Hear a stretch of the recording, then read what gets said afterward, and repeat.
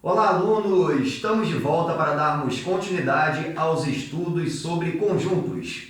A partir deste bloco, nós iniciaremos a análise em cima de um assunto muito importante. Quando nós resolvemos questões envolvendo conjuntos, a primeira informação geralmente que a questão nos traz é a representação de um total de elementos que fazem parte daquela situação hipotética construída. Isso se chama o universo daquela situação. Então, a gente vai passar a partir de agora a verificar análises específicas de leitura sobre determinados conjuntos, que são bem conhecidos: conjunto universo, conjunto vazio, conjunto unitário e conjunto das partes. Acompanhe comigo, vamos lá! Primeiro trago para você o conjunto universo. Como eu acabei de falar, o conjunto universo representa o total de elementos. Como assim, professor? Se a sua questão disser assim, uma pesquisa foi realizada com 200 pessoas. Opa! Se foi realizada com 200 pessoas, é porque eu já posso afirmar que o universo representa 200. É só isso? É só isso. Então, o universo representa o total de elementos. Logo, nessa situação construída, o universo seria 200. Professor, mas e se eu tiver uma questão de conjuntos envolvendo dados percentuais? Aí a banca vai começar a brincar com você, porque nem sempre a banca fornece essa informação de bandeja, de lambuja, de graça. Pelo contrário, ela vem de cara essa informação. Então preste atenção, quando você tiver uma questão que envolva conjuntos, mas que traga dados percentuais, provavelmente a sua banca não vai citar o universo, mas o universo representa uma ideia de totalidade. Portanto, se for uma questão envolvendo dados percentuais, o total de elementos, que é o seu universo, passará a ser 100%. Quando eu penso num todo em porcentagem, eu vou lembrar do 100%. Próxima definição: conjunto vazio. O próprio nome já diz tudo. O vazio, ele não possui elementos. Por isso que é caracterizado como um conjunto vazio. Professor, como é que eu faço para representar o vazio que eu sempre enrolo? Vamos lá. Vamos supor que o conjunto A seja um conjunto vazio. Se eu fosse representar por uma listagem de elementos, letra maiúscula, sinal de igualdade, abro chaves e começaria a listar os elementos que pertencem ao conjunto A. Só que este conjunto A que eu quero representar, ele é vazio. Então, ele não possui elementos.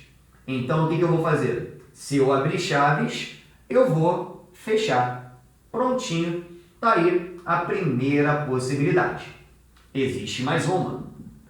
Se eu quero representar o conjunto A como vazio, letra maiúscula, sinal de igualdade. Como o conjunto vazio não possui elementos, eu coloco a famosa letra φ, o zerinho riscado, sem chaves. Pronto. Está lá o teu conjunto vazio. E tem também a possibilidade de você representar um vazio através de diagrama. Vai colocar lá um círculo, conjunto A, e dentro desse diagrama você colocaria os elementos que pertenceriam ao conjunto A. Mas o conjunto A para a gente, ele é vazio. Logo, já está representado. Porque se não há elementos dentro daquele diagrama, é porque aquele conjunto ele é vazio. Agora, próxima definição, conjunto unitário. O próprio nome já diz tudo, O conjunto ele será unitário quando ele possuir apenas um elemento. Só isso. Vamos supor que a gente queira representar o conjunto B, sendo este conjunto B um conjunto unitário. E aí eu vou usar essa proposta aqui, letra maiúscula, sinal de igualdade. E se eu for representar por uma listagem, eu abro chaves, coloco o meu elemento unitário e fecho. Ah, professor, mas ali é zero e zero é nulo, zero não tem valor. Quem falou? Zero tem o seu valor sim. Eu prefiro ter zero na minha conta do que ter um número negativo na minha conta bancária, né? Então, assim, o zero, ele é um número inteiro nulo, mas ali é o único elemento que está listado no meu conjunto B. E se eu tenho apenas um elemento no meu conjunto B, é porque este conjunto é um conjunto unitário. Professor, daria para representar por diagrama? Daria. Diagrama, conjunto B, apenas o zero faz parte do meu conjunto B, prontinho, está ali o teu conjunto unitário, só um elemento dentro do conjunto B. Beleza! Agora, cuidado porque até mesmo essa semana, né, eu estava dando aula para os meus alunos no presencial e aí surgiu uma dúvida que é interessante, eu vou compartilhar aqui com você. Professor, e se eu quisesse representar um conjunto, por exemplo, um conjunto C, e se eu tivesse isso aqui dentro dessa listagem, ó, 2000, é conjunto unitário ainda, professor? Eu falo para você, sim, ainda é um conjunto unitário, porque o único elemento que está listado ali é o 2000. Então, aquilo ainda é, sim, um conjunto unitário. Ah, professor, como é que pode aquilo ser unitário se está aparecendo aqui 4 números? Mas eu falei para você no início de noção de conjunto. Os elementos são separados por vírgula ou ponto e vírgula. E naquele caso específico, você tem um número e que não há vírgula alguma para fazer a separação dos elementos. Então, esse elemento aqui é apenas um, que é o 2000, portanto, aquele conjunto é o conjunto também unitário. Tudo bem? Seguindo. Agora você tem uma parte um pouquinho mais trabalhosa para verificar comigo, que é o que nós chamamos de conjunto das partes. Qual é a definição básica para você entender de maneira objetiva essa ideia? Primeiro, todo conjunto é formado por partes, e essas partes são chamadas de subconjuntos. Logo, a gente pode concluir que todo conjunto é formado por subconjuntos. Existe uma fórmula matemática para que você possa encontrar a quantidade de subconjuntos de um conjunto. Antes de falar da fórmula, vamos ao nosso exemplo. Eu tenho aqui um conjunto A, formado pelos elementos 1, 2 e 3. E a minha primeira pergunta é: quantos elementos possui o conjunto A? 1, 2, 3. Então, o conjunto A ele possui 3 elementos. Ótimo! A primeira questão a gente já resolveu. A segunda é: quantos subconjuntos possui o conjunto A?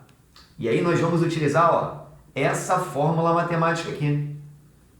A quantidade de partes do conjunto A, ou seja, a quantidade de subconjuntos do conjunto A, equivale a uma potência de base 2 e expoente n.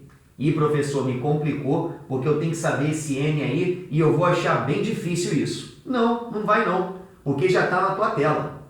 Esse n aqui, você vai substituir pelo número de elementos que tem o seu conjunto. Só isso. O conjunto A, ele possui 3 elementos ao todo. Logo, as partes do conjunto A, 2 elevado a 3, que é a mesma coisa que 2 vezes 2 vezes 2. 2 vezes 2, 4. 4 vezes 2, 8. Prontinho. O conjunto A possui 8 subconjuntos. Que beleza. Só que tem mais uma pergunta ali para a gente responder. A pergunta é: quais são eles? Quais são esses 8 subconjuntos? Então, vamos começar a fazer a seguinte análise. Como eu falei a princípio, todo conjunto é formado por partes. E a princípio você considera essas partes os elementos do seu conjunto. Então a gente entende que cada elemento representa uma parte do conjunto. Logo, eu posso ter o subconjunto 1, o subconjunto 2 e o subconjunto 3. Agora, essas partes foram caracterizadas individualmente por cada elemento, mas eu posso formar novas partes. Ao invés de serem individuais, partes envolvendo dois elementos. Então, eu posso ter o subconjunto 1 e 2, 1 e 3, e o 2 e o 3. Se eu comecei a fazer partes 1 a 1, depois 2 a 2, eu também posso ter a possibilidade de criar partes envolvendo três elementos. Isso é uma propriedade, porque o próprio conjunto ele também é o seu subconjunto. Então, também tem o subconjunto 1, 2 e 3. Vamos contar? Nós já temos aqui, 1, 2, 3, 4, 5, 6, 7. Está faltando um, professor, porque ao todo são 8. E aí vem a última propriedade, que diz que o vazio é subconjunto de qualquer conjunto. E aí nós concluímos os 8 subconjuntos representados.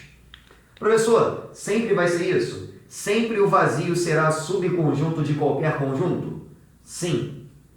Ou seja, se a banca disser que ela tem um conjunto com 8 subconjuntos, você pode falar com segurança que 7 são não vazios, porque um sempre será vazio.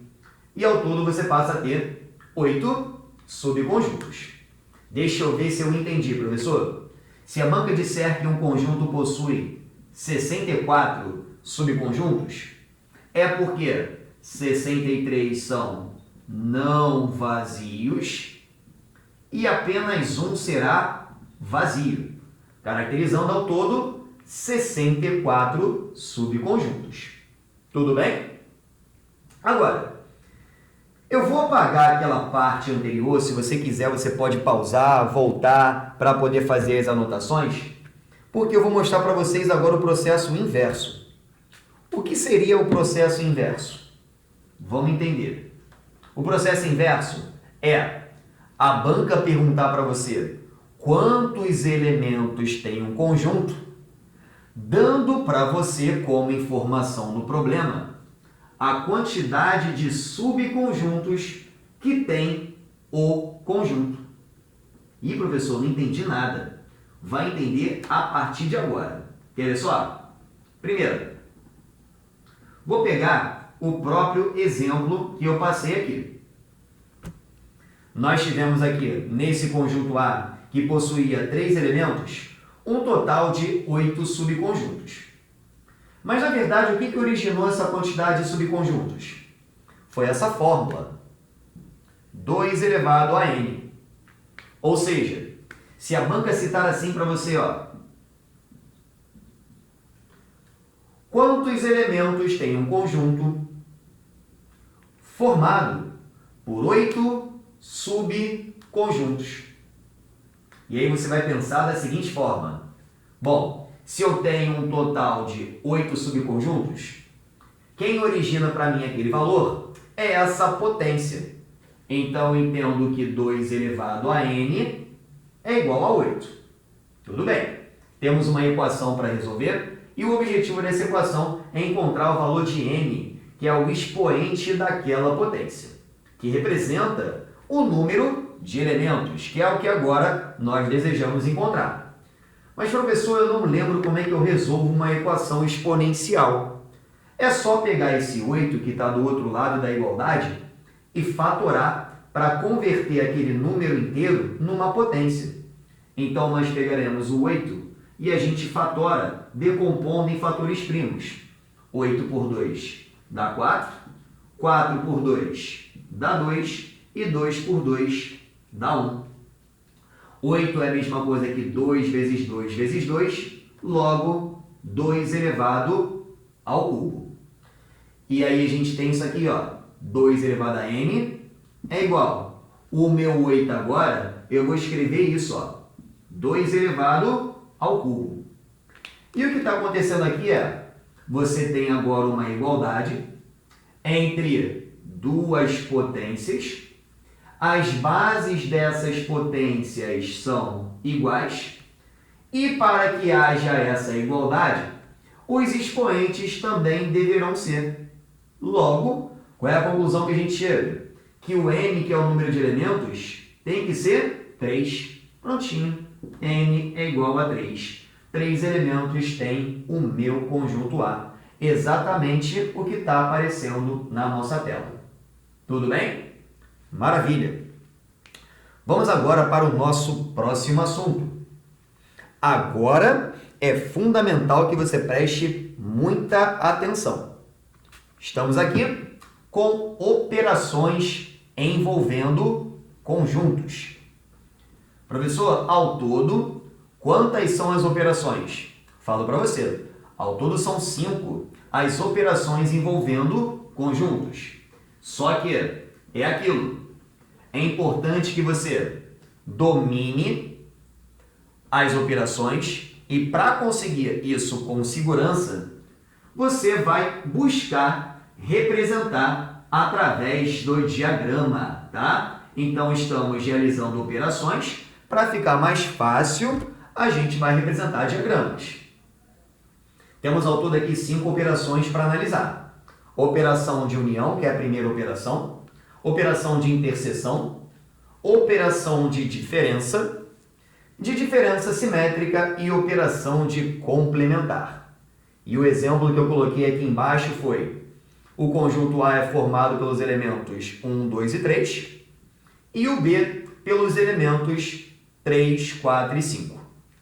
Como nós vamos realizar operações envolvendo esses conjuntos, vamos representar 2 diagramas. Por que 2? Porque são 2 conjuntos.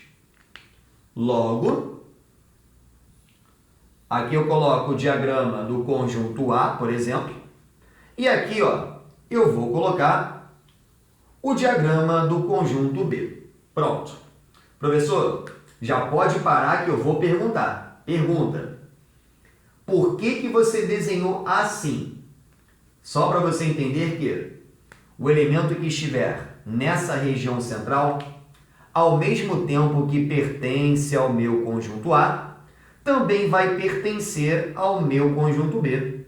Isso aqui é a famosa interseção, que na prática são os elementos em comum entre os conjuntos. Agora, se o elemento estiver posicionado naquela região, é porque são elementos que pertencem apenas ao conjunto A, mas que não fazem parte do conjunto B. Em contrapartida, lá na outra extremidade, se estiver posicionado lá, aqui eu terei elementos que pertencem apenas somente ao conjunto B, mas que não farão parte do meu conjunto A. Maravilha! Então, ó, a gente vai tentar começar a preencher o diagrama e vamos conseguir. E a primeira informação que a gente preenche é a nossa interseção. Os elementos em comum entre A e B, na verdade, é apenas um. O 3. O 3 pertence tanto a A quanto a B, portanto, ele fica ali, ó, centralizado. Agora, essa rodelinha aqui, né, esse diagrama, essa bolinha do meu conjunto A, perceba que dentro do meu conjunto A eu já tenho o elemento 3, mas falta o 1 e o 2. Só que 1 e 2 são elementos de A, mas que não fazem parte do meu conjunto B. Então, 1 e 2 ficam naquela extremidade. Porque aqui, ó, são elementos que são apenas do conjunto A, mas que não são do B. Aqui no meio, elementos de A e também elementos de B. E agora, no meu conjunto B, que é esse diagrama aqui, eu já tenho o elemento 3, mas falta 4 e 5. E 4 e 5 são elementos do conjunto B, mas que não fazem parte, ó, do meu conjunto A. Logo, 4 e 5 ficam posicionados naquela extremidade. E agora a gente vai começar a preencher as informações. Vamos fazer a nossa primeira operação, que é a operação de união. E a união entre esses dois conjuntos, entre A e B, lembrando que a união é indicada pela letra U, é só fazer a reunião dos elementos. Portanto, A união B nada mais é do que 1, 2, 3, 4, 5. 1, 2, 3, 4, 5. Bem tranquilo, né? E a outra você já domina, olha só que legal. A interseção, que é o U de cabeça para baixo, entre o conjunto A e o conjunto B, representa o elemento em comum, que é o 3. Logo, a interseção B é o 3. Agora vamos trabalhar a diferença. Vamos fazer primeiro A menos B e depois fazer o B menos A. Professor, como é que eu faço o A menos B e como é que eu faço o B menos A? Primeiro, pensa aqui comigo, ó. Se eu pergunto assim para você, quanto é 10 menos 7? Com certeza eu já ouvi daqui que você falou assim, ó. Professor, lógico que 10 menos 7 é igual a 3. Aí eu pergunto para você, por que 10 menos 7 é igual a 3?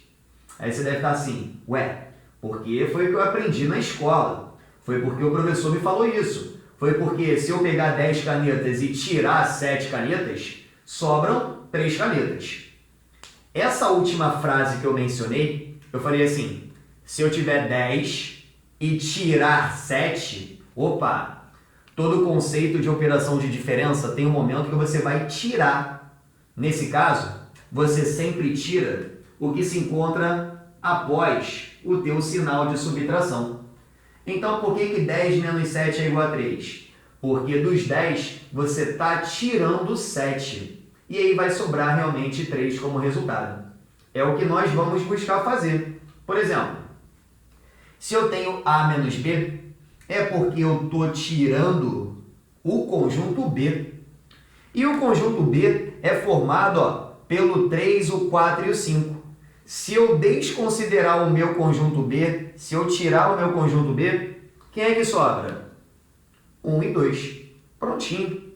Então, A menos B é 1 e 2. Na prática, são elementos que pertencem apenas ao conjunto A, mas que não fazem parte do conjunto B. Vou voltar com eles agora para fazer o B menos A. Quando nós fizermos o B menos A, agora nós estamos tirando o nosso conjunto A. Se o conjunto A é todo esse diagrama aqui e nós vamos tirar, então vai tirar o 1, o 2 e o 3. Saiu, ó, todo o meu conjunto A. Quem é que sobrou? 4 e 5. Logo, B menos A é 4 e 5. Bem tranquilo, né? Maravilha. Mas, professor, essa tal de diferença simétrica, que é caracterizada pelo símbolo que é o delta, eu nunca ouvi na minha vida. Como é que funciona esse delta aqui, que é a caracterização da diferença simétrica? Simples. Isso aqui é a mesma coisa que A menos B, união B menos A. E já está até pronto, né? Porque A menos B é 1 e 2. União B menos A, que é 4 e 5. E quando eu faço a união entre 1 e 2 e 4 e 5, o resultado é 1, 2, 4 e 5. Prontinho. Está aí prontinha a nossa diferença simétrica. Ou seja, vou voltar aqui com os valores, né? 1, 2, 3, 4 e 5.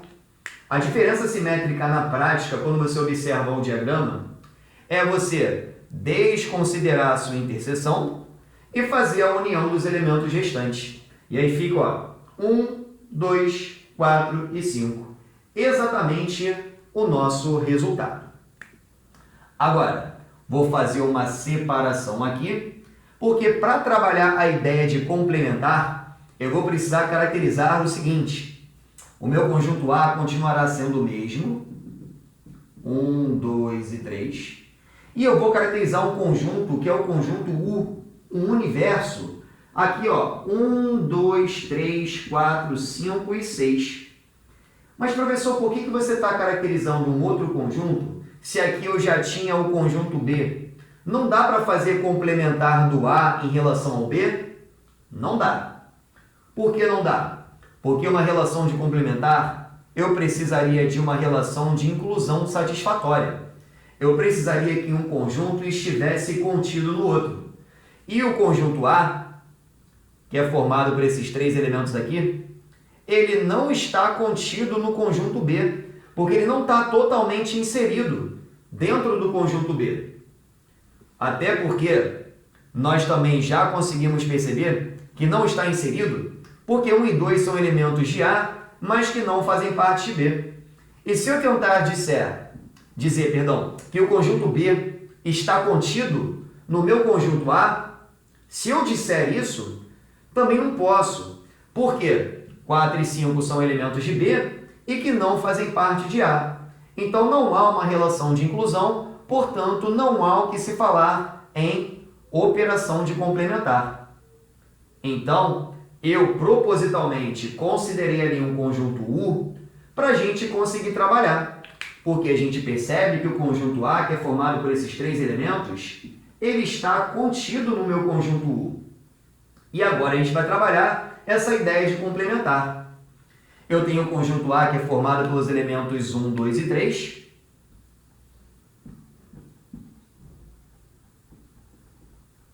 E aqui, ó, o conjunto A ele está contido no U, então ele está totalmente dentro do U. Só que U é 1, 2, 3, mas tem mais do que isso. 4, 5 e 6, que são elementos de U, mas que não fazem parte do A. Então eles têm que estar aqui nesse pedacinho, ó. 4, 5 e 6. Pronto. Todo o meu conjunto A está representado, ó, 1, 2 e 3. E todo o meu conjunto U também está 1, 2, 3, 4, 5, 6. Ideia de complementar é ideia de complemento. E na prática funciona assim, ó. Quais são os elementos que faltam ao conjunto A para se equiparar ao meu conjunto U? Tá aqui, ó. 4, 5 e 6. Então eu já sei que o complementar do conjunto A, que é indicado assim, ó, complementar do A, é o que falta ao próprio conjunto A para que ele se equipare ao conjunto U. Prontinho. 4, 5 e 6. Na verdade, o complementar, ele representa também uma operação de diferença.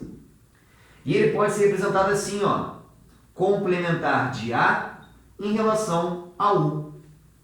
E quando isso acontecer, a sugestão é sempre fazer isso, ó.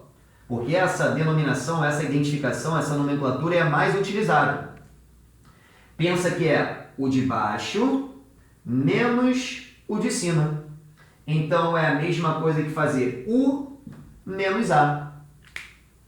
Logo, estamos retirando o conjunto A, desconsidero o meu conjunto A, e quem é que sobra? 4, 5 e 6. Exatamente o que nós havíamos observado. Então, é 4, 5 e 6. Prontinho.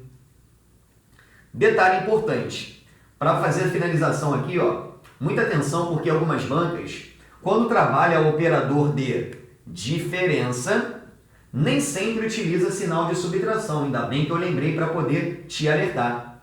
Se aparecer A menos B, ou aparecer B menos A, você pode representar assim também, ó, A contra barra B, B contra barra A. Sinalzinho de contrabarra é a mesma coisa que subtração. É a mesma operação de diferença. Cuidado, fique alerta, porque as bancas já cobraram isso em provas. Tudo bem? Perfeito.